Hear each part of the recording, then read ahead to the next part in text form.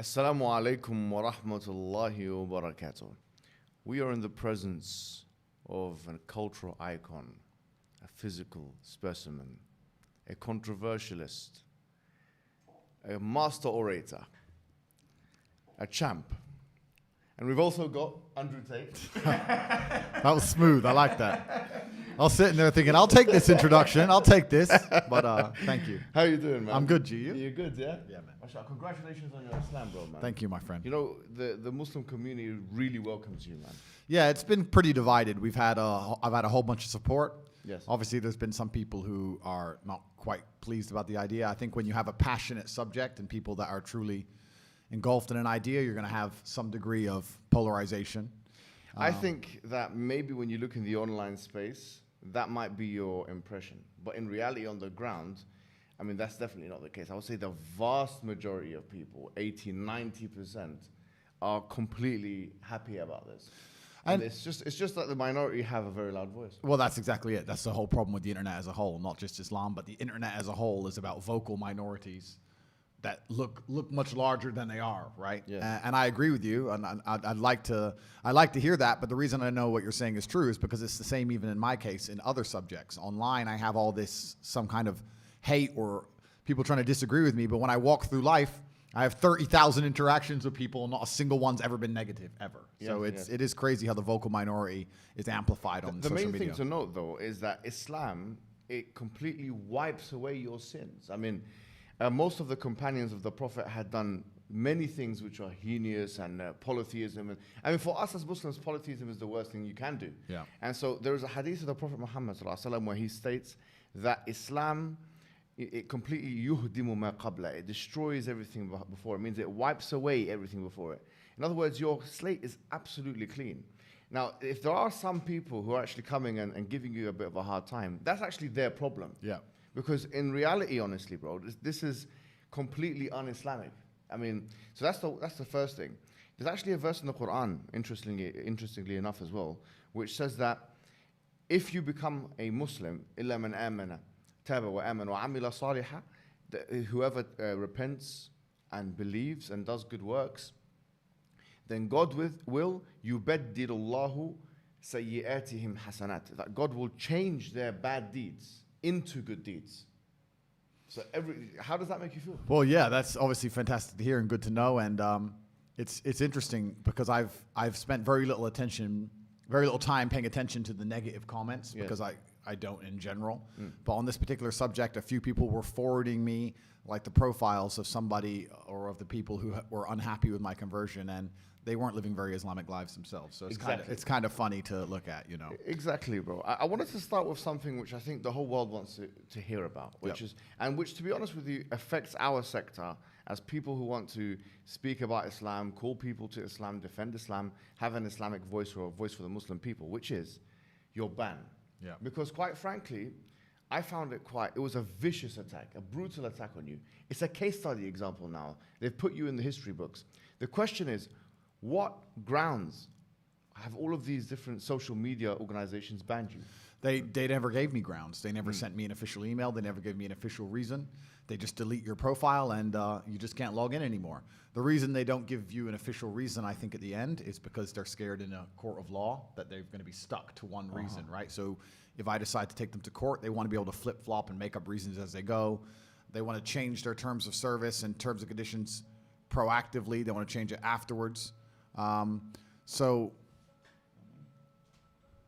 it's this one here. Oh, that's... I don't know what this is. It's not me. I don't know who this is. Oh, okay. Sorry, yeah. But Just, put that, yeah.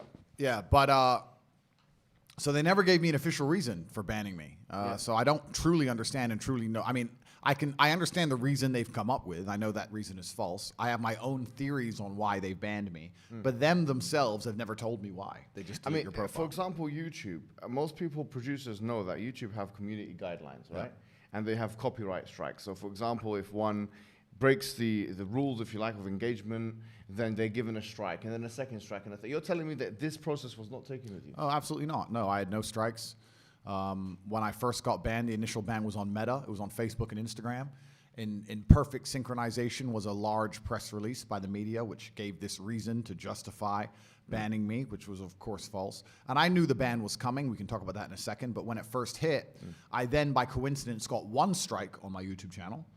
Was it a community strike? It was some strike for some old video about me talking about masks, saying that masks were ridiculous, a COVID-19 strike. Yeah. On a very old video. They gave me a strike, which obviously prevents you from posting for 7 days. Yeah. So I filmed a reply to my initial ban, and then after 5 days, I think, as the strike was coming to an end, just before I could post, they deleted the whole channel without explanation, without an email, nothing, just deleted all of it, wiped it off.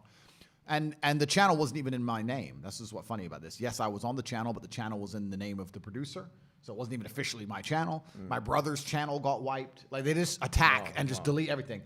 And yeah, these community guidelines are so ridiculously vague that they don't even mean anything. Trying to read them is like reading garbage. It doesn't make any sense. I've been following the arguments online about this kind of thing. And obviously, one of the key tenets, if you like, of Western civilization is freedom of expression and speech. Yeah. And the main counter-argument is that, no, but YouTube and all these other companies, they're private companies. But why I would respond to that is that, well, these are private companies, but in many ways, they have a higher ability to uphold freedom of speech and expression than even the governments do. Yep. So this is actually it's like an Orwellian state. Like, we're looking at something which, the thought police. Isn't this concerning that you have these elites, whoever they may be, who can take these arbitrary decisions and delete somebody from YouTube? Like Yeah, it's worse than concerning. This is why I talk about the Matrix all the time in my videos, Yes. and I try and explain that we are living in a false version of reality. We're living in a computer-generated simulation because the computers, which is the social media companies, are generating a version of reality which simply isn't true. By deleting one entire side of the argument, by purporting facts, which happen to be false, by deleting information which happens to be true, by making sure the algorithms choose what information you see and what you don't see, they're literally affecting the world people live in. And there's people who are walking through the world today with a mindset and a view on life which is the result of false information, the result of a construction by these social media companies. So we're living inside of a matrix. We're living inside of a very false version of reality, and it's scary. And that's, in many ways, it can be more pernicious than a classic totalitarian state, because at least with a totalitarian state, everyone's being honest about their level of domination. With this kind of thing, it's like, it gives you the illusion of freedom. Do what you want, but then we'll control the narratives in other ways. Yeah, exactly. And I also think in most totalitarian states, like, I don't think freedom of speech exists anywhere on the planet, but I do think inside of some states, you know what you can talk about and you know what you can't talk about, and it's pretty clear, right? If I were to go to Russia, for example, I would know what I could say and what I couldn't say without getting in trouble, right? But in the Western world, we pretend that's not the case. And I think that often they'll let you discuss many different subjects until you get to a certain point of influence, and that's when they get afraid of you. It's not just what you say, it's how powerful your voice is. I think the biggest problem with me is not the things I was saying, it's the fact that I became so monumentally popular. And if you're monumentally popular and you have a huge proportion of the youth and a large contingent of the population which are interested in your words, and you haven't sold your soul to the agenda, then they see, okay, he's a large counteraction to our methods and what we're trying to do here, so he has to go. So I think also you can be the victim of your own success in the Western world. So let me ask you this final question on this point, which is, you call it the matrix, we can call it the liberal world order. Because the LWO, or whatever you want to call it. I mean, it's certainly a method of control. They've got their own ideologies. You know, liberalism, for example, second wave feminism, still, they're shoving it in our faces. And obviously you've said things which are totally antithetical to that, which in many ways could be argued to be the reason why they banned you, to be honest with you. Well, I'm against this whole idea of liberalism and tolerance as a whole, because one, it's hypocritical because these people are not liberal and tolerant. The people who are talking about liberalism and tolerance, they want us all to look different but think the same. If you think differently, then you're instantly a bad guy, right? They love the idea of someone looking different so they can pretend they're diverse and tolerant, but they want you to say the same things and believe the same things. As soon as you step outside of their pre-approved script, instantly they're no longer tolerant and they're no longer interested in diversity of thought. So the first thing, it's very hypocritical. And secondly, I've learned in life that the easiest way to get people to accept bad things is to do it with a Trojan horse. You find some way to disguise it. Even the Senate does this. Even governments do this. They'll say, the green bill, this is to save the environment. And then somewhere on page 84 will be this little code about giving them all a pay rise. And you don't want to look like the bad guy who says no to saving the environment, Yeah, of course. and they just sneak it in, right? Yeah, So yeah. it's very difficult. If you vote against saving the environment, you're terrible. And the media talks about how you didn't want to save the environment, and you have to sit there and try and explain on page 84, the MPs are trying to get an extra 45% money, and you're already on a back foot. And this is how they do it. They do everything with Trojan horses, and it doesn't matter what you want to name, even agendas that are pure of heart, simple things. They end up being weaponized and Trojan, like you just said, second wave feminism and liberalism, all this crazy stuff. But the number one most dangerous one is this idea of tolerance. To sit and talk about being tolerant sounds like such a good thing that it's very difficult for someone to sit and say, no, I am an intolerant person. Now you look bad. But when they say tolerance and push tolerance to the point where absolute degeneracy must be accepted, That's the point. Yeah. then you're a better person to not be tolerant. You can't be tolerant of degeneracy. You can't be tolerant of your own children seeing things they shouldn't see. You can be tolerant of the destruction of society. If they're going to sit here and say that, no, tolerance is the best thing ever, and then Trojan horse it and destroy the way humans interact, then I don't think tolerance is a good thing. Well, I mean, that's the thing. They've hijacked the phrase and they've used it in their own context. There's one particular political thinker, his name is Mumbai. He said something very interesting. He said that the West has not acted morally consistent. They've only acted strategically consistent. Yep. And so it's tolerance when it's within your own borders or within a certain subsect of people, but then it becomes whatever it becomes, a colonizing mission or a civilizing mission when it comes to, the Iraq War, for example. Completely. If you look at all of Western foreign policy, I mean, they'll talk about we need democracy, we care about freedom. They come up with all this garbage. But the truth is they'll support any side they want to support, regardless of whether they're Democratic, regardless of what team they're on. You absolutely not nailed it. It's just about strategy at the time. And they have no true morals or true moral fiber. They'll just sit there and go, what's the strategical best decision? And they'll get it done. And yeah, that's Western foreign policy, and I think it's the same across basically the entire Western world. But this idea, when I hear people talking about tolerance, when I hear it, I know what they're trying to do. They're trying to say, this is evil, this is bad, but you're intolerant because you don't like evil. And there has to be a point where you stand up as a man and society stands up and says, yes, I'm intolerant of certain things. If someone broke into my house and tried to just start making dinner, I'd be like, whoa, who are you? Like, be tolerant. No, I will not be. Who the fuck is this guy? It depends on what food is cooking. Right? Well, I mean, there has to be a line in the sand. Yeah. And the reason they keep talking about tolerance, diversity, inclusion, tolerance is not because they care about different people of different races or different beliefs. Certainly not beliefs, because you're not allowed a different belief. That's the number one thing. Yeah. But it's because they want you to just sit down and swallow the pill and allow yourself to be brainwashed and not stand up for anything. That's all they want. Isn't it ironic that they use tolerance as a way to try and manipulate you? Completely. That's exactly what they try and do. In fact, and it's funny, I'm trying to think of an idea which is purported and accelerated by the mainstream media machine that isn't an attempt on manipulation. Every single thing that they jump behind and they try so hard to get you to believe in is a manipulation attempt. I'm trying to think of one that isn't. Why else would they waste their screen time? They're sitting there. These people are smart enough to understand that the internet's coming and people are spending more time on independent medias and people are learning more information from each other, and they're slowly, I don't want to go into the subject. We can talk about the last few years. They still have a grip on the world because they proved it, right? But with the common cold, but still, they're sitting there going, okay, we have this mass media machine. The average person only watches 6 minutes of our propaganda a day. They can't waste those 6 minutes, my friend. They need to go, what's our agendas? Let's get to the point. What do we need people to believe about X, Y, Z? They can't be sitting there telling us the truth. That's a total waste of time. Absolutely. I wanted to ask you now, because this is the hot topic, especially in the Muslim community, about your conversion. Yeah. So tell us the story, what happened exactly? Well, I think a lot of people who've been following me for a while understand that I've been very respectful of Islam for a long time. Yeah, sure. I was born in a Christian country. I was raised as a Christian. And I've always been very respectful of Islam. And it's become more and more obvious to me and more pertinent that Islam is the last religion on the planet. When I talk about Islam, because I'm new to it, I'm a little bit careful, right? Because I'm new to it. I'm certainly not a scholar. There's so much I need to learn. I know I'm on a learning journey. I'm not here to sit here and talk scripture. I don't know those things yet. I'm here to learn. Yeah. But and we're here at your assistance. Thank you, bro. Thank you. Honestly. Thank you. Yeah. But it's just, for me, it feels like the last religion on earth. I feel like there's no other religion. People say to me, why did you convert? And I said, I don't really feel it as a conversion. It's almost like I knew God was real and now I've become religious. And they say, well, you were religious before. I was like, religious before how? Christian? What does Christian mean? Like, who's not a Christian? You go to Christian nations and everyone says they're a Christian. Look how they live their lives. Go into the average church. Is anyone actually fearful of God? Anybody? No. The girls are out on Saturday night drinking and then they turn up to church because their parents made them. Like, there's no substance to the religion. And also, Islam very closely reflects my personal beliefs. Through my personal life, I've learned that if you don't have standards and you're not a strong person who's prepared to defend his ideas, you will be crushed. Yes. And we look at most religions in the world today which are not prepared to defend their ideas. What's happened to them? They're just getting crushed. And now we have Christianity as an idea which has basically said, well, we can't set any firm rules because everyone will just quit.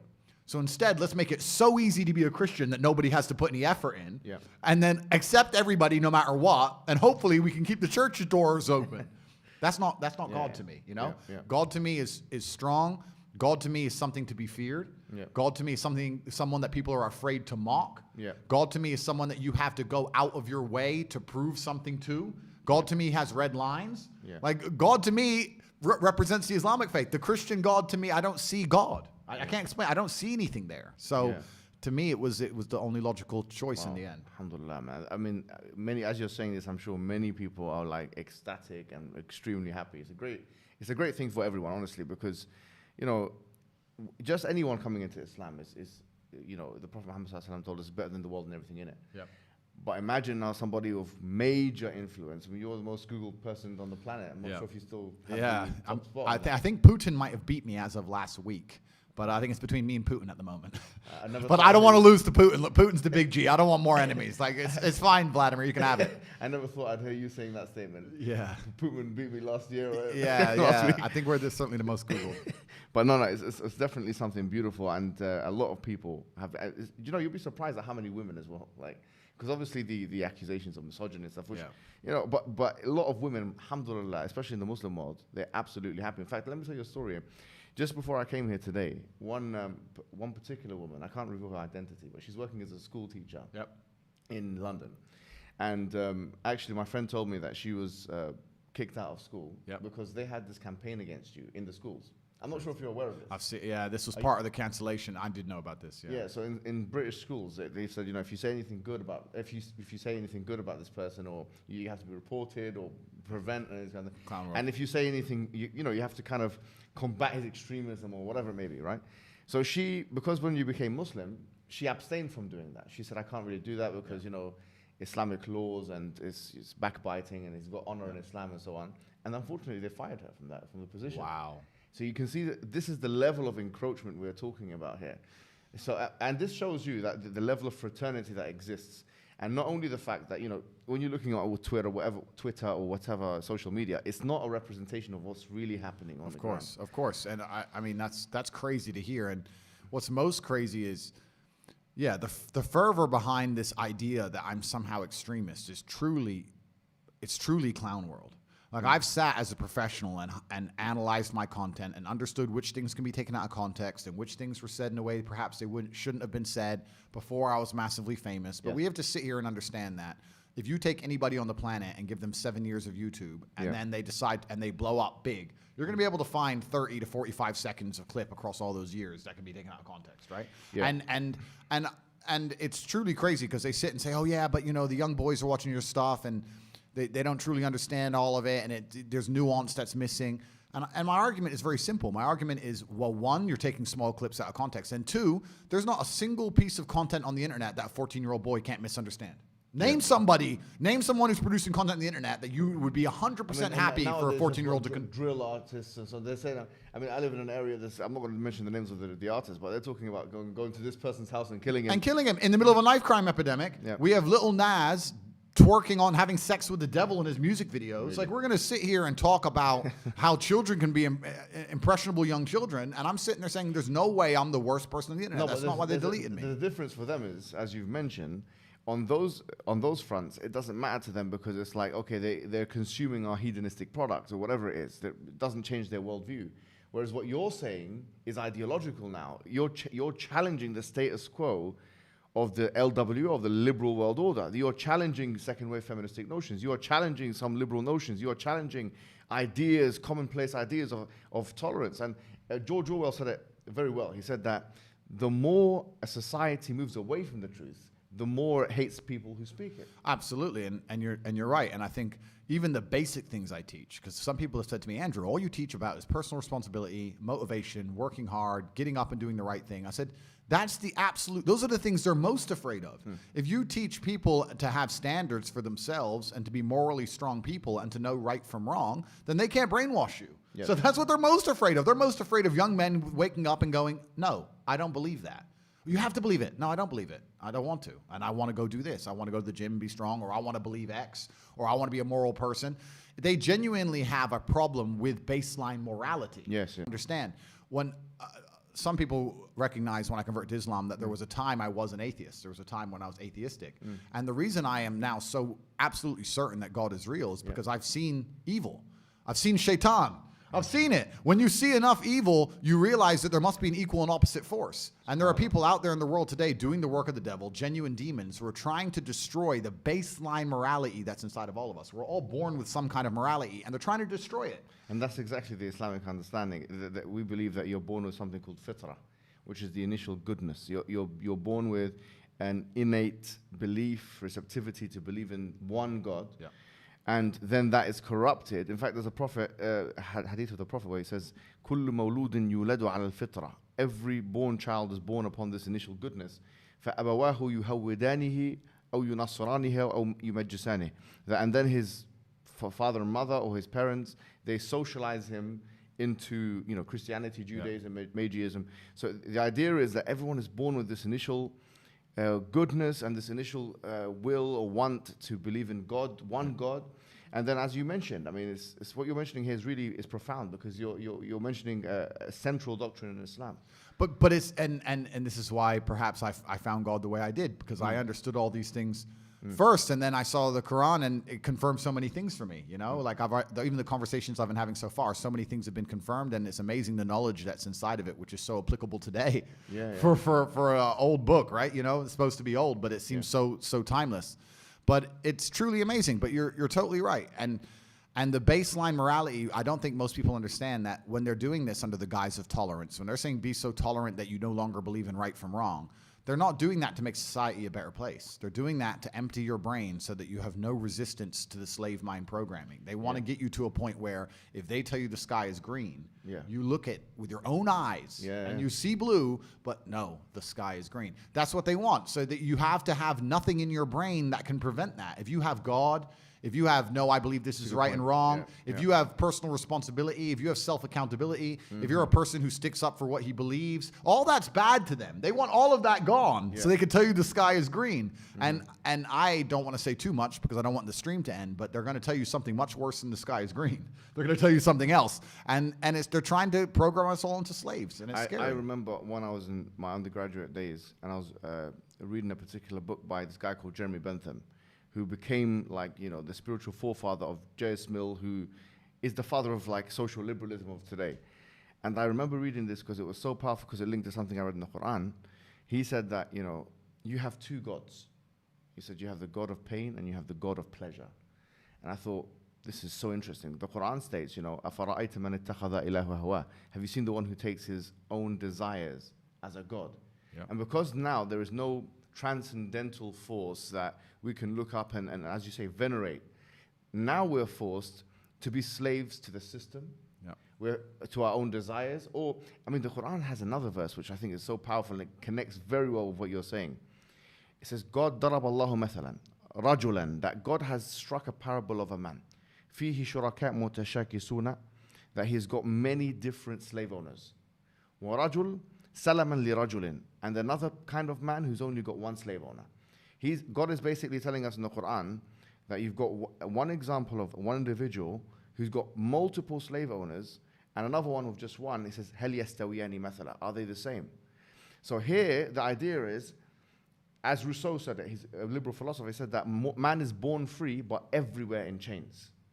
this is the order. Because if you don't have that God to worship, then you're going to end up having to worship to everything else. And the whole part of the Shahada which you took, which is Ashhadu an la ilaha illallah wa ashhadu anna Muhammad Rasulullah, the true meaning of that, La ilaha illallah, is that there is no God worthy of worship except for one God. Yep. Which means that your desires or the system or these people that want to control us, the problem is they're not worthy of worship. The only one worthy of our subordination and submission is the creator of the heavens and the earth. There's no one else. I agree, and I completely agree, and I've agreed with this for the longest time. You know, I've never been to like a music concert, and people ask me why, and I said, I just look at it and I feel embarrassed. I look at someone up on a stage dancing around, and I look at hundreds of thousands of peasants in the crowd, just yeah. I'm like, it's I feel cringe. It's like secondhand embarrassment when I see these festivals and everyone's losing their mind, or these music concerts.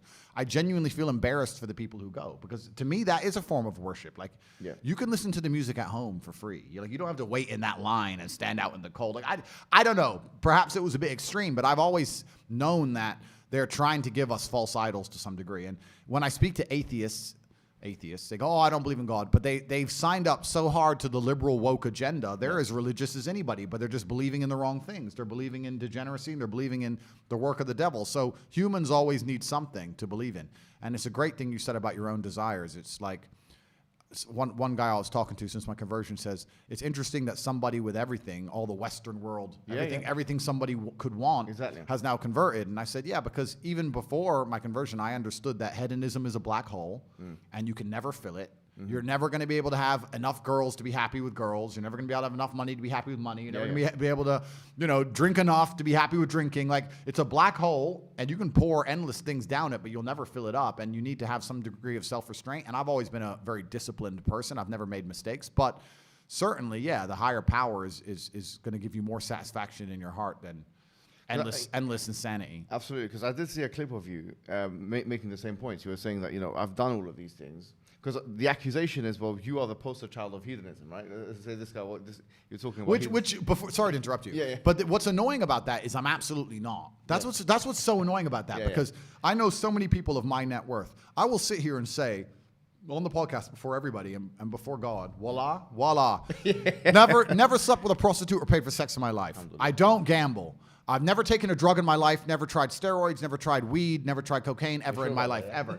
Never. Yeah. Like, I drank a bit of alcohol, smoked some shisha, smoked some cigars, and spent most of my life as an athlete, working hard, 12, 14-hour days making money. But I look after my family. So for me to be, they go, you're the poster boy of hedonism. I say, I know so many people who do so much worse than me. I really don't do that much. I'm not gambling. Andrew, from our perspective, if you've done all of that, your slate is clean, which is amazing. But it's just incredible to me that, especially at my level of net worth, right? I grew up in Luton, poor on a council estate, and now I'm pretty financially successful. And once you get past this line and you meet these other people who are as rich as I am, they get a boat, they put 100 girls on it who are paid for, a big pile of cocaine. I don't do any of them things. Like, I'd stand by and say I'm one of the for a man with a bunch of money from a council estate, I'm as pretty behaved as you can possibly hope for. So no, I feel that in you. Obviously, you were in your previous life, you were the world champion in kickboxing. That requires a certain level of restriction, discipline, and these kinds of things. I do think that this is kind of like a misconception. Yeah. I mean, people think that it's part of your marketing. It's probably self-induced marketing. It's part of your marketing engineering strategy that you've engineered yourself as, this is my life. But in reality, though, is it fair for me to say that if something doesn't have proper meaning and purpose for you, you won't really enjoy it? Yeah, I think a lot of people, in fact, the number one thing I hear from people who meet me in person is, I've had so many people meet me and they're like, you surprised me. I'm like, why? Like, you're just working. You just sit on your phone or you just work on your laptop, and like, they thought I'd be this crazy guy running around being crazy, and they realize I'm extremely restrained. I'm very careful about everything I do. From the food. What's your routine like? Okay, so it's a good question. So I wake up, whatever time that happens to be. What time do you wake up? I have a problem sleeping. Okay. I'm not good at sleeping. I really struggle with it. So I can maybe get 5 to 6 hours a night, maybe. And the reason I can't sleep is because if my brain is even semi-conscious, I'm thinking of a work or some problem I have to fix, and then I end up on my phone, and then I can't sleep. That's how it works. So I can give perfect examples. Like there's even before this podcast, I knew I had to be up. I had to go doctors at 8, and then I had to come to this podcast. So I said last night, let me try and go to bed a little bit early. I tried to go to bed at 11, and then I woke up to go toilet at 2:25 a.m. And then I was thinking about some construction in my house in Romania and some invoices that I hadn't seen yet. And then by the time I messaged my assistant, now I'm awake. Yeah. So now I've been awake since 2. Like I can't turn my brain off. I struggle with it, right? Yeah. So I'm not good at sleeping, but let's say I wake up around 9-ish, but I go to bed usually around 3, 4. Yeah. First thing I do is drink 2 liters of water. Then I train. Every day I train for about... What do you do? I train for about 30 to 45 minutes a day. I don't train... What is it? What kind of training is it? It depends where I am because I travel so much. Right. So if I'm in hotels, you kind of got to do what you can do, right? Okay. So mainly it's weights now. I don't box as often because it's inconvenient. Like if I was training for a fight, it's different. Yeah. And I was sparring a couple of days ago. I still got the move. No one can hit me, so I'm still got it. Yeah. But so usually about 45 minutes, I tear through a bunch of weights. I just go as crazy as I can, get that out of the way. Yeah. Bunch of coffee. I'm a coffee addict, I guess. I don't know if that's still allowed. I hope so. Yeah, but okay, good. Because I love caffeine. I believe caffeine's a miracle drug. So I'll have 2 or 3 coffees, another 2 liters of water. I only eat dinner every day. I don't eat breakfast. I don't eat lunch. Yeah. And then from there, it's just completing tasks. I have something to do. I have a podcast with you to do, or I have somewhere to go, or I have to go. Maybe sometimes it'll be something good, like pick up a new car or a new watch. But if not, I promise you now, I spend every waking second on my laptop or staring at my phone running the empire. That's all I do is work. Life to me is work. Life to me is work at the point now, sleeping's work. I only sleep because if I don't sleep, I wouldn't be able to work. Wow. If I could work without sleeping, I wouldn't sleep. People look at my life and they, especially you're right, with the marketing, they see the cars, they see the boats, they see girls, etc. And they're like, oh, wow, he's living this crazy life. And then they get around me and realize that, yeah, we're on a boat. Yeah, there's hot girls. Yeah, it's a yacht. But I'm on my laptop and I'm working. That's it. That's all I want to do is run the empire because it gives me a sense of purpose. So it sounds boring to say, but all I do is work, my friend. That's it. Wow. That's it. When I finish this, we'll talk, we'll have a bit of food, etc. I'll get in the car, I'll go back, and I will work until my next appointment. That's it. I just work. That's all I do. So it's kind of funny because people say to me like, "What's the secret to getting rich?" And I'm like, "It's easy if you don't do anything else but work." Like I don't have any. My only I'm trying to think of what even hobby I have. I love to drive. What is the secret of getting rich? That's a good question. That's a good question. We live in an attention economy, so I think stage 1 is certainly attention. Stage 2 is once you have that attention, establishing credibility. And then stage 3, once you've established the credibility, is finding a way to genuinely improve people's lives. The reason I do so fantastically well is because everybody who's ever followed me or tried any of the things I talk about, their life gets better. So it's very easy to say, oh, I've tried Tate's program and my life's better, or I tried this, I followed Tate and I feel happier. So then, of course, they're going to understand the brand, and that's the way to do it. But truly, it's hard work. You need to be able to work endless hours. It's extremely competitive. You need to be able to work as harder than the other guys, and that's the only way I did it. I ground to the top the old-fashioned way, and that's still what I do. I just work. So with this, basically, I'll say that, in terms of your routine, Islamically, the main thing to focus next on will be the prayers, 5 prayers a day, right? And so that's obviously 1 in the morning, and then you'll have like prayer times and stuff like that where you have to do the ablution and learn to. I saw you kind of praying. That was I'm learning it, and I've been told the times, and I've got all this, and I'm going through all that, and I have to incorporate that as well. It gives you a solid structure. I feel like it gives you anchorage in the day. It's the spine of my personal day. I feel like it just creates that structure in the day. And it's a spiritual thing. I mean, even the prayer itself, when one prays and they say Allahu Akbar, which is Allah is the greatest. Some people think it's some kind of war chant. They do it in war as well, I mean, to be fair. But they say Allahu Akbar, meaning Allah is greater than everything else, this whole world and everything in it. And then when they start engaging in prayer, then what you're doing is you're trying to, in a sense, get out of the zone of being in this world, connect with God, ask God for guidance. And we do that very consistently because we feel like, the belief is that guidance is in God's hands, and so doing that, spiritually cleansing, for me, it's the most important thing that one can do in the whole day. So that, in terms of your structure, that would be the thing that you'd put in next. But I wanted to ask you about something else now, which I think is something you're known for as well, in terms of speaking about these things, is your gender positions, okay? So this is, a lot of people have controversy with you, accuse you of misogyny and all these kinds of things. I mean, let's say now, maybe as after you've become Muslim or even before, what are your views on gender? Like, how would you summarize your views on gender? I would summarize my views on gender by being very simple and stating the fact that I think that the genders are different. I think we have different strengths and weaknesses. I think men are better at some things than women. I think women are better at some things than men. I think when we work together as a team, that makes us the most powerful force on the planet. I think the biggest problems with the world today is that everybody is trying to pretend that they're interchangeably as good as each other at the same things, and that's destroying the teamwork. It's very simple. If I was an accountant and I met a tailor, I'd say, okay, you make the clothes, I'll do the accounting. And then as a team, we have a very profitable business, right? If we were to turn up and we were to decide, you know what, I'll do half the accounting and you do half the accounting, and you do half the tailors and I do half the tailors, where our tax bill will be a mess, the jackets won't fit, like it'll all fall apart. I don't know why it's so confusing for people to sit there and understand and go, yeah, women have certain strengths and weaknesses, men have certain strengths and weaknesses, and when we both understand them, both accept them, and work as a team, then we're a complete package, and this is why God created us to be different. If we were exactly the same, we wouldn't need each other. This is what makes us need each other. That's a powerful statement. This is why we need each other. We wouldn't need each other. That's right, and this is what people don't understand when they sound misogynistic or I say bad things. I'm like, no, absolutely not. I'm talking about the differences between men and women so people understand that men need women, and women need men. And that's what creates beautiful families. That's what keeps society functioning. And as soon as you point out the differences between the two genders, they're going to attack you because they don't want men and women to need each other. That's one of the things they really don't want, because the number one thing that will inspire you to resist against total tyranny is protection of your family. They don't want the family unit in terms of the nuclear family, because otherwise when they come to your door, the devils and the demons, you're going to stand up and say, no, my wife and children are inside. They don't want that. They want you to just be hedonistic and not really have anything of value and nothing worth fighting for and defending, because then you'll accept the slave programming, accept whatever they want you to do. But yeah, my views on gender are very, very simple. I think that we're slightly different, but together we're ultimately powerful. And pointing that out has somehow labeled me negative by this vocal minority of psychopaths.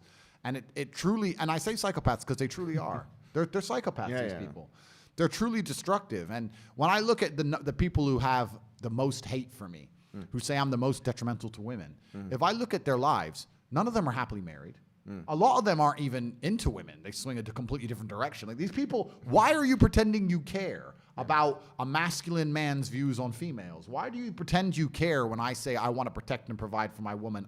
If she doesn't want to work, she doesn't have to work. I'll take care of her in that way, and she'll take care of me in another way. Why are you pretending that offends you when your relationship with women in your own personal life doesn't even exist? And if it does, it's awful. I'll tell you what's going to happen now. As we're agreeing and talking now, some people, especially some feminist people that are influenced by feminism within the Muslim community, say, look, this is exactly what we feared. He's not holding him to account. He's not speaking to him about the wild statements. The truth is, I'll say this: I don't actually feel like I need to judge you, because, quite frankly, Allah has already wiped away your sins.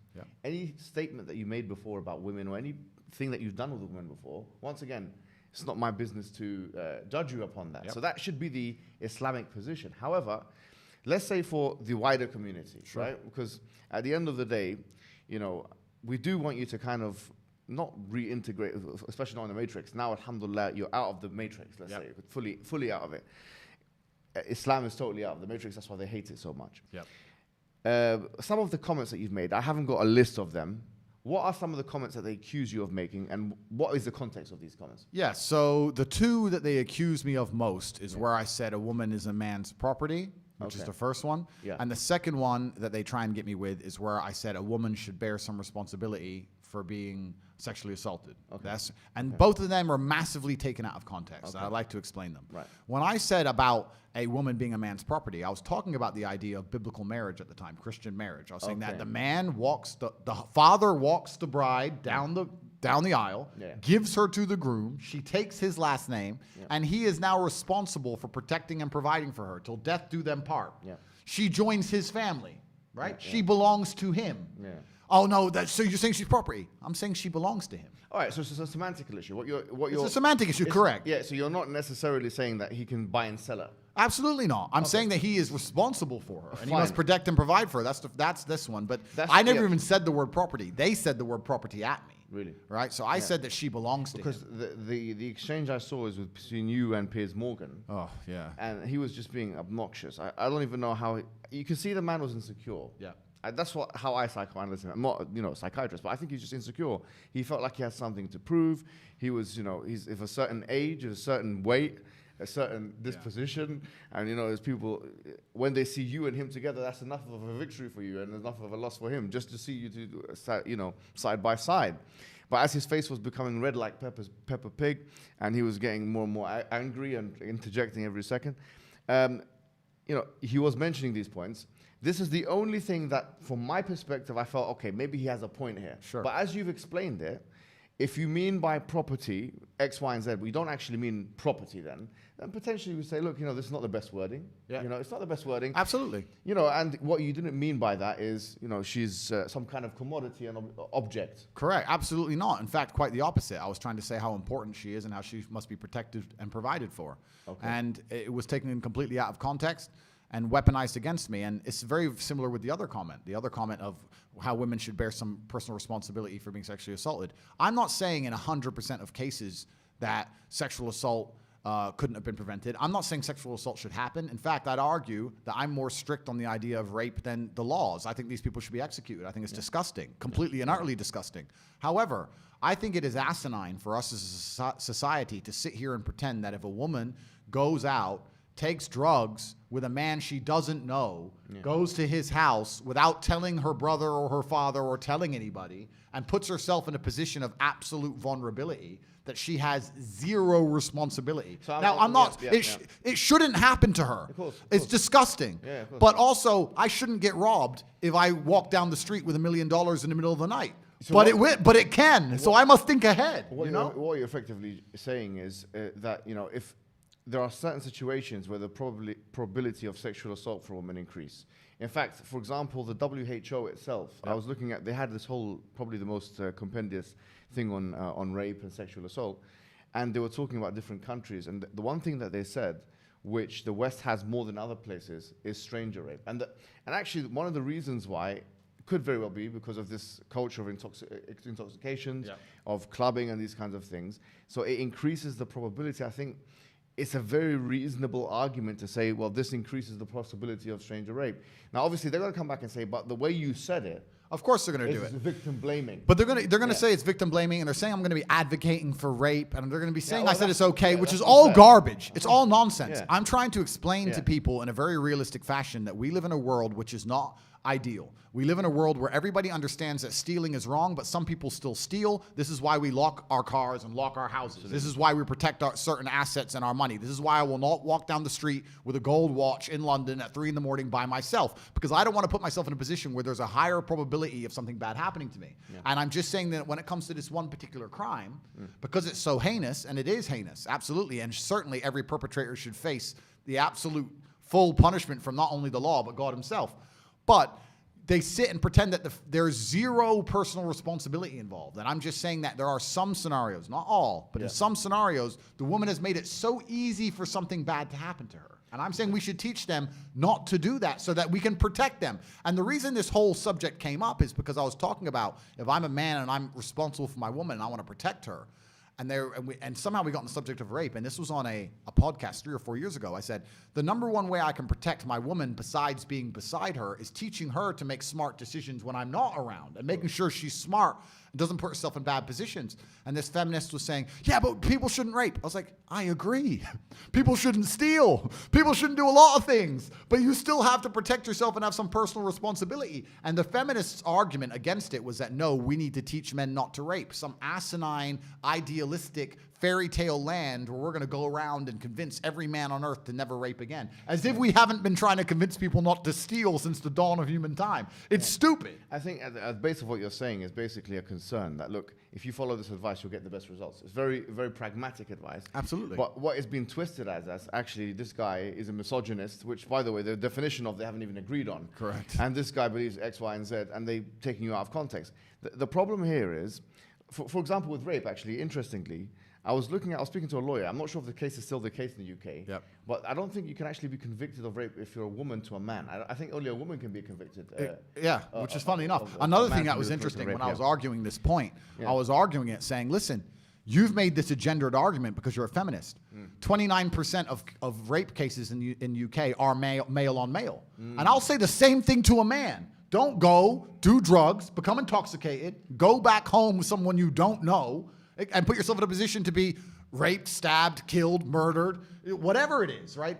And the feminists who were arguing against me goes, oh, but you don't understand male privilege. You get to walk around safe at night without worry. I was like, listen, my dear, you have no idea what it is to be a man. You have no idea. You think we walk around London in the middle of the night willy-nilly with no concerns? They will kill us for the piece of metal on our wrist. Like, you think we're just walking around thinking doop-de-doo? No. Absolutely not. Yeah. I'd actually argue that in certain scenarios, in certain places in the Western world, it's more dangerous to walk alone as a man than a woman. Yeah. You know, so it's absolutely asinine. They have this idealistic worldview that everything's perfect for men and everything's men's fault, and women have no personal responsibility. And no matter what a woman does, there's no way she could be possibly involved, even 1% her fault at all. Yeah, but and on this point of the legalistic distinction, for example, if a woman cannot rape a man, but she can sexually assault him, but she cannot, quote unquote, rape him, for example, UK law, why are the feminists not arguing for equal rights on this point? Because feminists don't want equal rights. Yeah, it's not equal rights. It's what we want is we want equal. It's an entitlement scheme. But the point is really, I think you are a proponent of traditional family, aren't you? Absolutely. At the heart of it, you've always said that, despite everything else. Absolutely, I'm a proponent of traditional family, and I'm a proponent of polygamy as well. Yeah, well, I'm a proponent of traditional roles, and the reason for this is because I actually think it makes humanity the most competitive. Yeah. I think that the world functions best and we're the most competitive as a species the closer we are to our original natural gender roles. And I think if you were to take 10 men and 10 women, yes. Let's say we have two planes, right? Both have 10 men, 10 women, both crash on an island. And if you had 10 men and 10 women who fell into their gender roles, and the women started, foraging, and the men started hunting and building, and the women, made blankets, and the men found animals to kill, and we fell into our gender roles. And then you have the other island where all 10 of them, it's all mixed up and everyone just does whatever they decide. And, I don't have to do that because I'm a man, you do it, etc. I feel like the island where people fall to their gender roles are more likely to succeed. I think if you go I think if you go to societies where life is much more difficult than it is for us because we live blessed lives, they are very, very ingrained to their gender roles because they understand the only way they can survive as a tribe or a species is for the men to do X and the women to do X. We both do what we're good at, and this makes us the most competitive. And I feel like if you want to have a stable society and a competitive society, and when I say competitive, I mean competitive in all realms, including safety, including having as many children as possible, not even competitive in a combative sense. I'm just talking about having enough kids to beat the reproduction rate, which we're failing to do in the West, and everyone being able to walk around without getting hurt. I think the way to do that is to be inside of our gender roles. I think that's the way it is. And I grew up in a place where the world was very different. I'm not even that old. I was 35, but I grew up in a completely different world. Like if a random man, a stranger, a neighbor, yelled at me as a kid, my dad would be like, yeah, yell at him.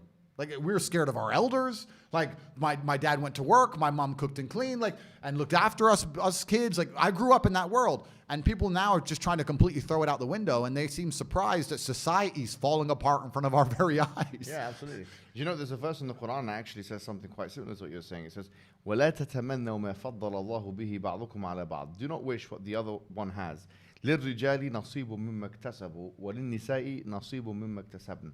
For a man is a portion from what he has earned, and for a woman is a portion from what she has earned.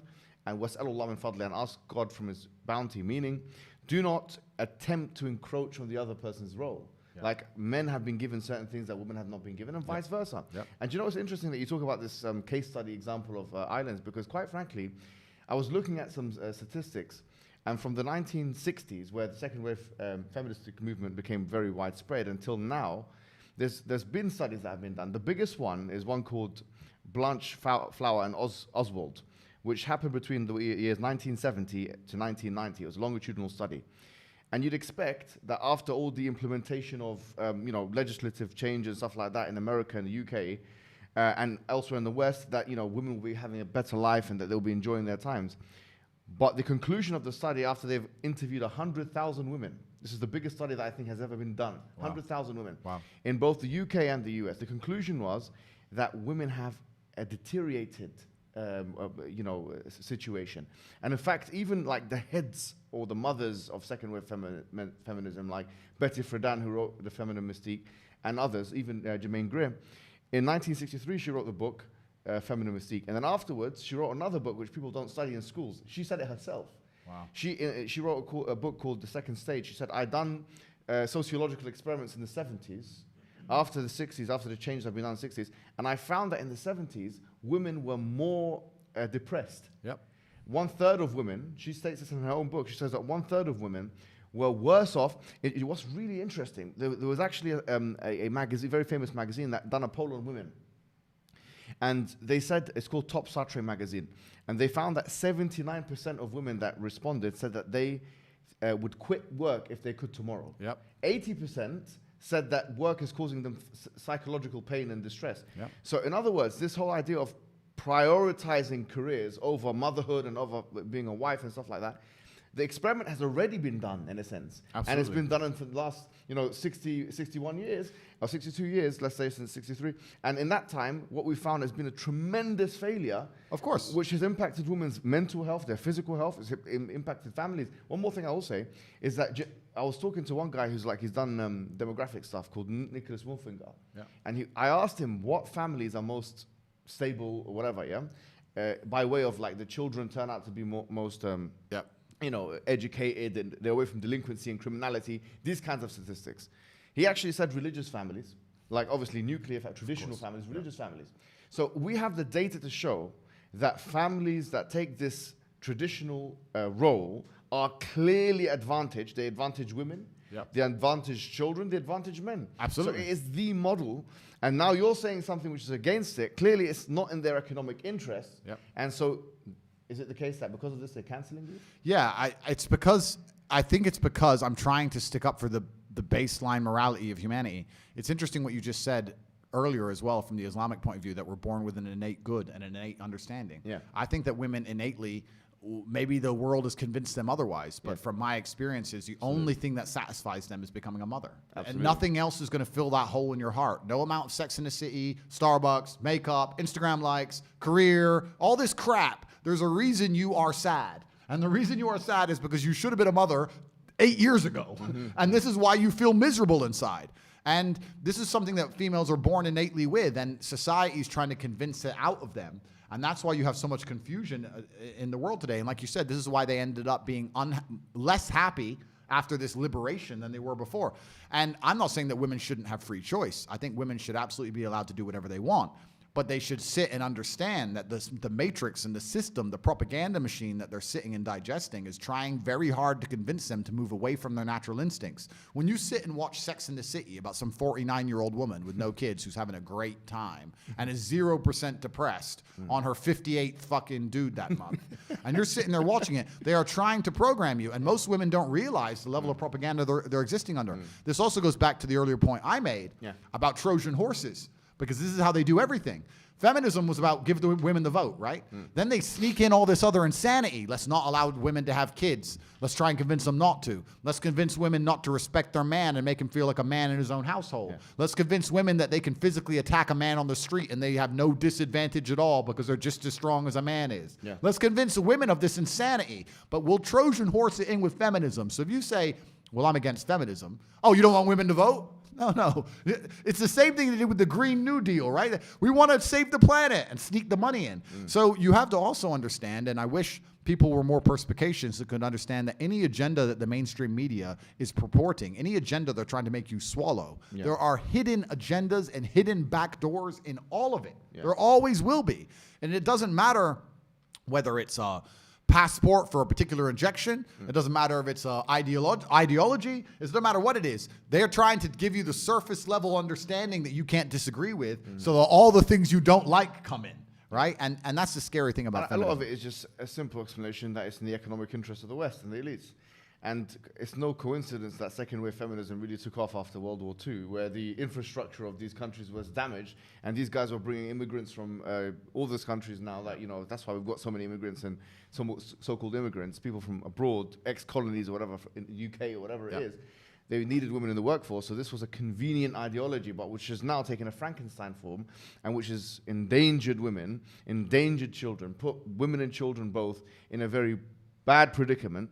You're saying something opposite to this. They're saying if this guy gets too popular, we're going to lose money. Oh, completely. It's not even just lose money. I think it's more sinister than that. I think they're going to lose influence, and influence is the number one thing they care about. The reason that they push feminism so hard, a lot of people understand, is so they could double the tax bracket. They wanted women to work so they could double the taxes. But I think the other reason they did it that a lot of people don't consider is that in the modern world, in the world you live in today, in the West, You don't raise your children and you don't own your children. You've had these children, I like to believe, because you're in love with your partner and you want to replicate yourself and purport your worldviews. And the way you view the world, you want that to be instilled in this child. That's not the case. They wanted the woman at work because if the woman's at home, she likely agrees with the worldviews of her man. And that means the children are being raised by the mother and they're likely to adopt those worldviews. In the modern world where they convince a woman to get a job, the man to get a job, they inflate the currency so nobody can exist any other way because it's too expensive. The parents are out working all day. The school and the internet and the matrix raise your children. Your children go to school all day and be told things that you may not want them to learn. Yeah. Then they sit on the internet and read things and watch things you may not want them to watch. Yeah. You talk to them for 10 minutes at the end of the day and they go to bed. You're fighting with your 10 minutes against endless hours of the most entertaining programming or the most forceful programming. In school, it's forceful. On the internet, it's entertaining. Convincing them of ideas that you perhaps don't agree with. I've seen it myself on YouTube. I've seen a guy in America driving his car, and his kids were in the back seat, and he was arguing with them about an issue. And they was like, where did you hear that? School?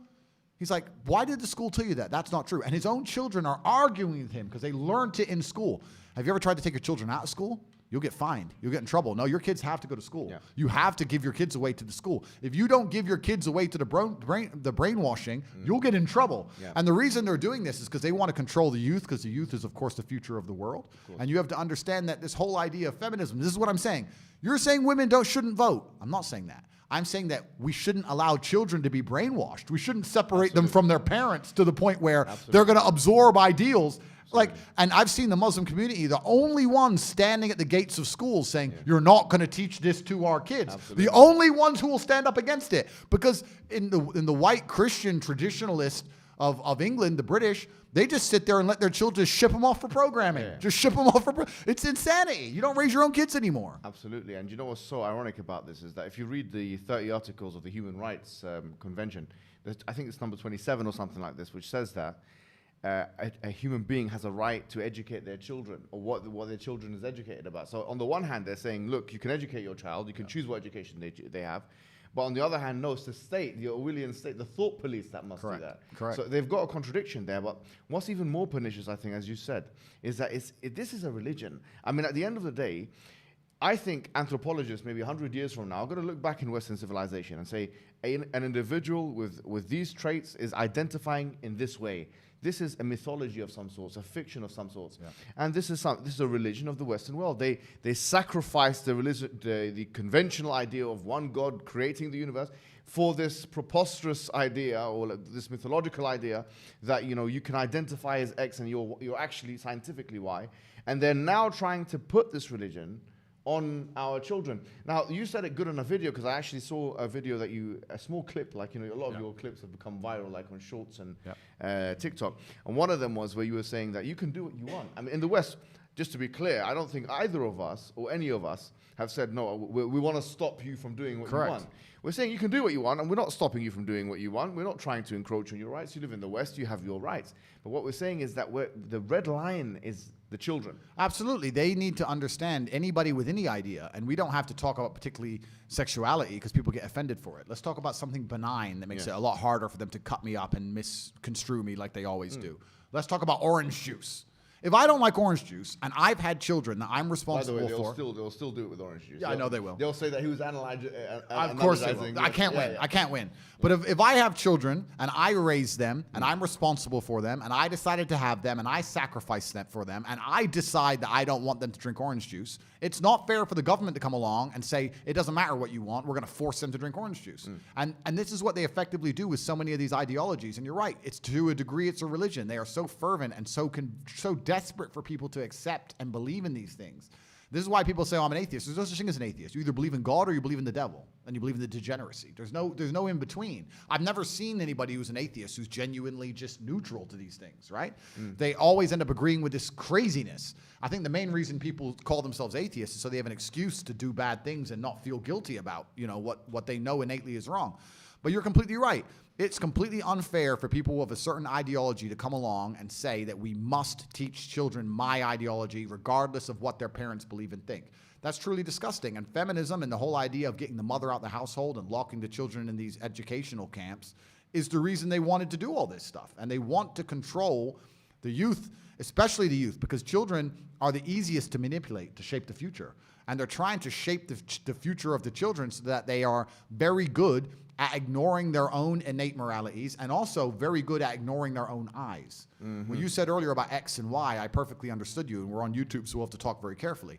But if you can convince somebody that a giraffe is a horse, and you can convince them that even if they look directly at a giraffe, that they know that their mind tells them it's a horse, regardless of the fact that they can see a giraffe before their very eyes, then they are completely open for all forms of slave programming. Once you get people to ignore their eyes, well, then the game is complete, right? So this is purposeful. This is done on purpose. No doubt. I was doing at one point. I did a part of my postgraduate on gender studies, and I was speaking to this person on the lift, and she said that the penis is a social construct. Of course it is. So I said, okay, well, no problem then. On that logic, rape is a social construct. Yeah. Because it's the same thing. If you take your belief to its logical conclusion, then it actually leads to things that you don't want to happen. For example, if you say that racism, so if I can identify as a black man or a white man or whatever, then racism becomes a social construct. So it's once again, if you take your ideas and stretch them out, you get exactly the opposite of what you're trying to achieve. Yeah. And I don't think this has been thought out properly. But these people don't think, and this is what's amazing. It shows what privileged world we live in. They don't think, because their ideas, the reason they don't think is because their ideas aren't tested. When your ideas are tested and challenged, you have to find a way to rebut and prove your ideas to be true. The reason their ideas aren't tested is because of censorship. If you argue against these ideas, they delete the other side of the argument, which means we now live in a false version of reality because one side of the argument is completely decimated and deleted. Hence, the computers purport the matrix, and this is exactly where we are. If we could freely talk and argue against these points, they'd be gone. But we can't, which is why they still exist, which is why false ideas, which should have been destroyed long ago, are now pertinent amongst the population because of the matrix and their media machine and the false computer-generated reality we're forced to live under the guise of censorship. And this is what we say. I said this to somebody. They said, "Oh man, you lost your Instagram.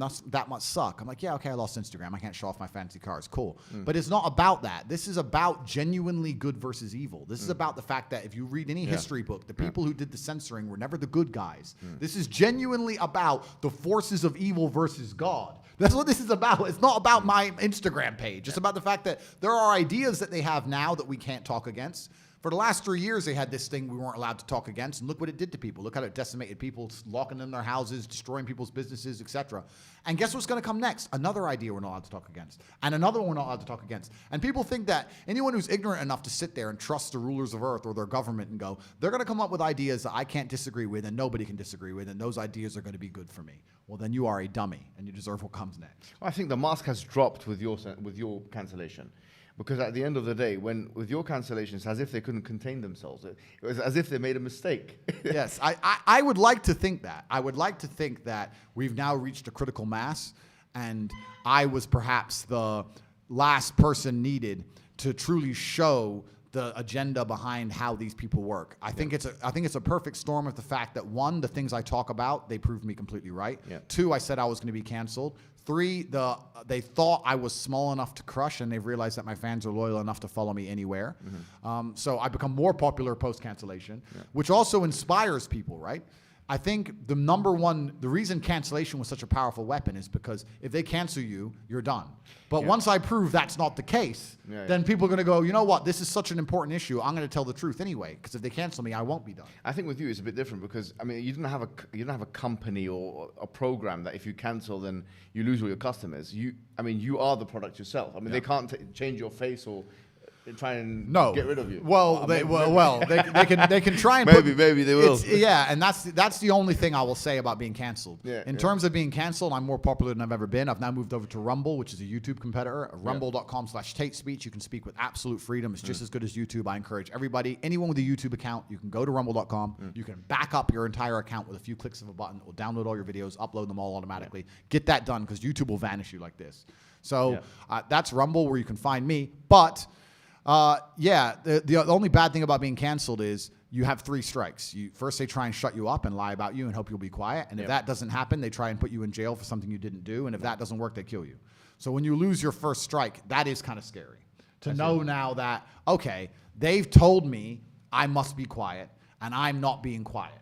So they're sitting around going, oh, Big Mouth still wants to talk. And they're coming up with a plan to try and make me be quiet. That is disconcerting. It is disconcerting. I think this is very relevant to the Muslim community, bro. Like, in general, because the reason why I feel like this cancellation should be like such a concern for the Muslim community is because if this can be done to you because of XYZ view that you have or that you had before Islam, let's say, a lot of those views were commensurate with Islam, fully commensurate with traditional Islam, especially your traditional views, gender roles, so congruent with it. Now, if they're allowing you to, if they're doing that with you, then we're next. Absolutely. And we've got two choices. Either we preempt the situation, like what we're doing right now, and holding these unelected elites to account, or we stay there as lame ducks and put our neck on the chopping board and we'll be next. Yeah, absolutely. And this is why, once again, when I was saying earlier about the reason I've adopted Islam and how you have red lines and things you stand up for, it's the Islamic community, the only ones I see who are outside schools trying to protest and protect their own children. They're the only ones who have a baseline moral fiber that can't be corrupted. We're here in Dubai, right? You could walk outside and find a construction worker in the heat for $300 a month. If you offered him $1 million to denounce Islam, he wouldn't do it. He could not be bought. And let me say something else as well on that. Do you know, we talk about hypergamy, which I agree. Almost all the studies, like this one by King and stuff like that, shows that hypergamy is a real thing, right? That women will marry, across and up dominance hierarchies. However, there's one thing I'll say about Muslim women, right? For the most part, and no study has been done on this, but from my own experience, I'll tell you this for a fact. Yeah? If you go to 100 Muslim women, 1,000 Muslim women, and tell them, look, you've got this millionaire, but he's not a Muslim. He wants to marry you. For the most part, I believe that they will reject that offer, which shows you a certain level of loyalty that we have as a community, that we have as Muslim people, which is inspired from the Quran, to be honest with you. كنتم خير أمة أخرجت للناس. You are the best community that was sent from the people, and that the Prophet told us about these kinds of things. And it shows you, quite frankly, the strength of the Muslim community based on faith, a transcendental idea. And so that's one thing. One other thing I will say is, what you are, I consider you as a perpetual optimist. You're an optimistic person. And even post your cancellation, you can tell it did affect you. You're a human being. Bad things affected the Prophet Muhammad sallallahu alaihi wasallam. In the Quran it says وَتَخْشَى النَّاسِ, and God is speaking to the Prophet and says, don't fear the people, fear me.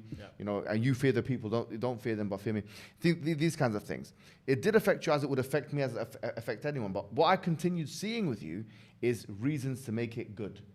Perpetual optimism, and this is exactly Islam, because the Prophet Muhammad sallallahu alaihi wasallam said, or it was said about him in a hadith, كَانَ يُعْجِبُهُ الْفَأْلِ. He used to love optimism. Optimism is an integral part of Islam. It's always finding a reason why this thing is good. And that is because at the end of it, what is it? You're either your sins are being deleted from the Islamic perspective. When you go through a trial or a tribulation, your sins are being deleted. You're going through a challenge. It's strengthening your iman, your faith, your person, or it's putting you in a higher rank in the hereafter. We believe obviously in heaven and hell. We believe in these things as real constructs. We don't believe in these things as metaphoric or something like that. So we believe that it's only good things, really, if you consider it.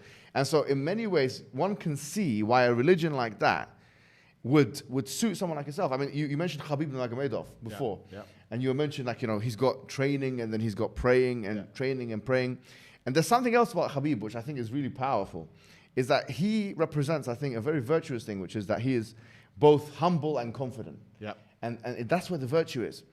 And at the end of the day, if you have that kind of mindset, a strong mindset, a disciplinarian mindset for yourself and for your family, I think that is, in many ways, it is the remedy for a lot of these mental health issues. Oh, absolutely. And I also think that God is pleased with you when you show him the beauty of his creation. I think that God is pleased with you when you work as hard as you possibly can and you do the best you can in anything you're going to attempt. God loves people who work hard and try hard.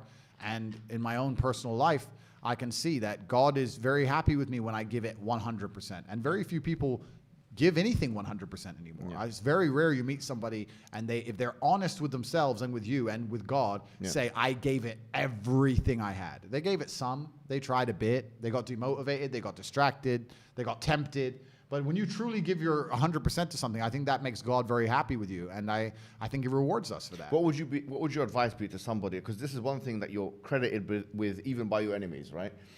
Your detractors. They say that, you can say what you want about him. Even Piers Morgan said that, but you've given confidence to young men. There's a lot of young men now, young women, that require that discipline. What kind of advice would you give them, practical advice? Yeah, I think that you have to live. there's a lot of practical advice I can give. Yeah. In terms of the religious sense, I would say you need to live like God is always watching. You may Wow. have the opportunity to do something bad, or you may have the opportunity to steal some money or snake somebody, but in the end, you're going to pay for that, and the bill will be paid.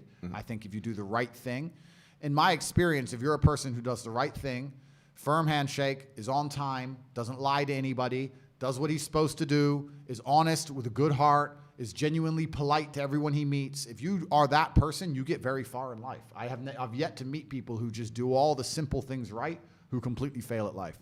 But I've met a lot of people who snake or steal some money and they get really rich, then they lose it all, or they get rich and end up a gambling addict or depressed or etc. So you have to just understand that God is always watching. He's going to reward you in the end. That's the first thing. And the second thing I will say is that you are the sum of the 5 people you spend the most time with, and you need to curate your reality. I think the biggest problem with young people today is that they don't curate their realities heavily enough. The people that they want to spend most time with aren't adding any value to their lives, and then they end up wondering why they don't get anywhere. It's so interesting. As you speak, it's as if you're narrating hadith, because it's when you said God is watching. It's It actually, sounds nicer in Arabic. When you say it in Arabic, it sounds. I need to learn that part. no, bro. honest. There is a hadith that says that the highest form of faith is أن تعبد الله كأنك تراه فإن لم تكن تراه فإنه يراك. That you should worship God as if He sees you, because if you don't see Him, He sees you. Yeah.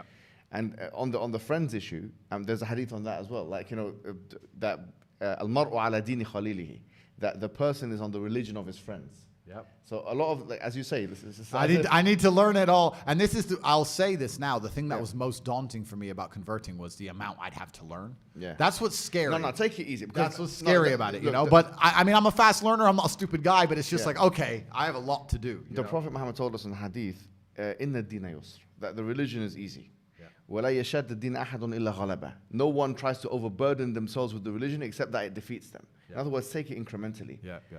And Aisha, one of the wives of the Prophet, she said that if the first things that had been revealed to the people was this is permissible and this is impermissible, people wouldn't have done it. Yes. So, the first things that came down in terms of revelation were the verses of heaven and hell and these kinds of things. So I would say take it easy. It's a journey. It's like kickboxing, Yep. You probably came in when you were a young guy, Yeah. learning the roundhouse. Of course. It took you some time to kind of develop competence in that field. And it's like anything else. So it's an easy process, but it's a gradual process. What I wanted to speak to you a little bit about is conceptions of masculinity. Okay. Yeah. So I think you've been criticized with that as well, like the toxic masculinity. And Supposedly, yeah.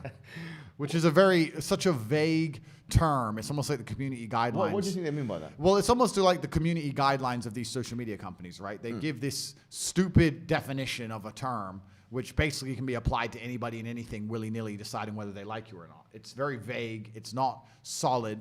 What they're trying to say is that you're overly masculine and that some of the traits which are innate inside of you as a man are somehow now bad for society or for other people, Yeah.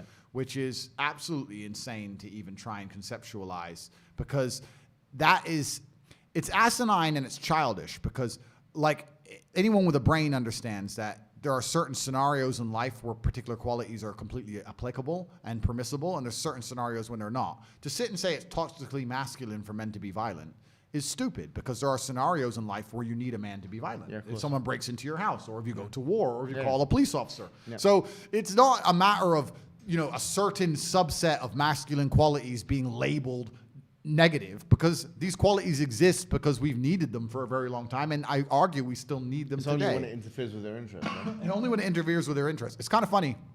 I was arguing with a feminist, like I've done a bunch, and she was talking about toxic masculinity, and she was talking about the idea that men are innately violent and how that's bad. And I said, you think that's bad because you're living in an extremely privileged society and a very privileged life, but I'll tell you that that's not bad, because you, even in and of yourself, may not know this, but you like the idea of men being violent. Because let's say I lost my mind right now, or let's say an intruder broke in and threatened you physically. Yeah, exactly. You would call a man to be violent for you. You'd call the police and say, please be violent to protect me. You believe in violence very much. Yeah. So for you to sit there and say, oh, that violence is toxically masculine, true. but you call a toxically masculine man when Yeah, the trouble exactly. comes, Exactly. shows that the whole idea in and of itself is hypocritical and it's garbage and it's stupid. And what they're trying to do is brainwash people into thinking that if you stand up for yourself, or if you are true to the innate way we were built, the things that are inside of us when we're born, that there's something wrong with you. They want you confused. They want you to sit and go, I'm a man. And what's happening around me, I think, is unfair, and it makes me feel unhappy about it, and I want to stand up and talk and fight against it. They want to convince you that that's wrong and you're a bad person for wanting to defend your ideas. And I don't think that's the case. That's simply the absolute opposite, in fact. Absolutely. And the thing is, a lot of people will think that, this idea of a man is just simply that our idea of a man, or the Islamic, say, for example, idea of a man is just this violent creature. The truth is, like you said, violence is just an integral part, or the ability, the capacity to do it in situations where there's a need for it, is just one part of the puzzle. Like, for example, the Prophet Muhammad, one really interesting thing, we know he had 9 wives at one time, which is very difficult to make. You can probably... bro, 9's a lot. 9 at one Nine's time. a lot. And they're consistent relationships. It's not like divorce and marriage. It's like you're actually living with these. So 9 at one time. And then that's one thing. And then he had 6 children, all of which died in his lifetime. Wow. Only one of them survived afterwards. So he had to live with the grief of that. His wife died at his time as well. He had to live with the grief of that. He loved his first wife, Khadija, who was older than him. She died. And so he had to live with that grief. He had to live with the grief of his uncles. And so he dealt with that. We've got narrations of him crying when his son died. But what did he do? He didn't just, cry and that's it, give up. He cried, and then he went to war the next day. He cried, then he done a sermon the next day. He felt the grief, but then he had 19 wars that he participated in. Wow. And it wasn't just, these are not wars that he told other people to do, where he sat in some air-conditioned place. He went and actually involved himself in these wars. He was fighting. He nearly died in one of those wars, so he was engaging in war. He was the leader of a polity. He had 9 wives at one time, all managing all that. He prayed half of the night. So imagine, like you said, you sleep 4 or 5 hours. The Prophet Muhammad may have prayed for that long, like actually praying for that long. And that's an incredibly difficult thing to do. His children died. He was directing the people. I mean, if you really think about it from a KPI perspective, key performance indicators, for 1,400 years, people have been following the teachings of this man. From the most grandiose of things to the most minuscule of things. I mean, this is influence. And even Pantheon, I think, is one of the organizations that have ranked it. They've put him as number 1 because how could you not? How could you deny? His influence stretches cross-culturally, it stretches historically, and then also we got the Quran. They've got the hadiths. We've got thousands of hadiths. We've got the Quran. This is the role model for the Muslims. Do you see what I mean? And it's a lot of men nowadays, I'll be honest, within the Muslim community and outside the Muslim community, we don't have those kinds of role models. The religious clergy are nothing like warriors, and the warriors are nothing like intellectuals or anything like that. And I could not remember who had done this, who said this quote, but it was such a powerful one. It was an English. It was either Aristotle or Socrates, I think, if it's the quote you're about to say. No. Let me say the quote first. He said something to the effect of, if you separate the fighting man from the thinking man, you have fools that fight, and you have cowards that think. Yeah, completely. And I think it was there's a similar quote by either Socrates or Aristotle. Yeah, he said something very similar. He said, if your warriors and your thinking men are separate, then you nailed it. It's exactly the same. I think it's one of those two. But no, and you're completely right. It's completely true. And that is what the world is lacking now as a whole. And it's kind of insane when you look at how the world works. You have these thinkers sitting around in some government building sending warriors to die. And the warriors don't understand why. And the thinkers are too scared to go do it themselves. And it's kind of strange how whole society is even, limping along as it is. But I agree with you. I think that's the essence of a complete man. And when you were telling me about the adversaries, the adversities that were faced and how he stood up and he fought against them and moved forward anyway. I think this is what God wants from us, from all of us. It doesn't matter what the adversary is. It doesn't matter how much you're hurt by it. You need to allow it to motivate you to push harder and show your power and show your resilience. And it's almost like even before I became Islamic, I very much understood that when bad things happen to me, this is a lesson from the universe or from God or from the Creator to stand up and show who I am and who I can be, and to take all of the pain and anguish and disappointment and heartbreak and all of this and turn it into a force I can use for good and to make myself a better person. And I think if you don't approach life this way, that you're always going to struggle, because life is hard for everybody. It's going to be hard. It doesn't matter who you are or what you do. You need to be resilient to it. And I think that Islam is a fantastic way to understand exactly how to handle adversities and move forward. So, well, I'm going to end in a second, but I just want to say one thing, which is that for those who don't know what Islam is, Islam is a very, very basic religion, and it really is just a belief and worship in one God worthy of worship. As we've talked about today, it's not your desires, it's not the society, it's not the matrix or the LWO, the liberal world order. It's not any of those things. Really, it's just belief and worship in one God. And it is the belief in all of the messengers, Abraham, Moses, Jesus, and we believe the final messenger is Prophet Muhammad, who I've just described a second ago. And if someone just believes in those two things, actually, for all intents and purposes, they're a Muslim, and then all they have to do next is start praying 5 times a day, which is what Andrew Tate has done. It's been a pleasure having you on. I know you're a bit tired and fatigued, so I don't want to make it all long for you, and we'll get something to eat after this. I don't know how long we've been talking for. How long have we been speaking for? I think that's a good time. Yeah, and we can do another one as well, especially as my journey continues and as I learn more and as I get more knowledgeable. I would love in a year or so or 6-7 months, etc., would meet up again and do something. Absolutely. And if you need anything from us, obviously, we're always being in communication with you if you need resources, research, anything like that. Perfect. And you're part of the community. And one thing I want to say to the Muslim people is we must show loyalty and unity with Andrew Tate in the sense that he is now one of our brothers, and it is absolutely unforgivable to say things that some of these feminist Muslims have been saying. And in fact, if anything, they need to be the ones who are refuted. Andrew Tate now is a brother of ours. His sins have been completely wiped away. And that really is that. Thank you so much, Andrew, for coming. Thank you very much, man. And it's been educational and very interesting. Thank you, my friend. Too, man. Thank you, so brother. Take care, man.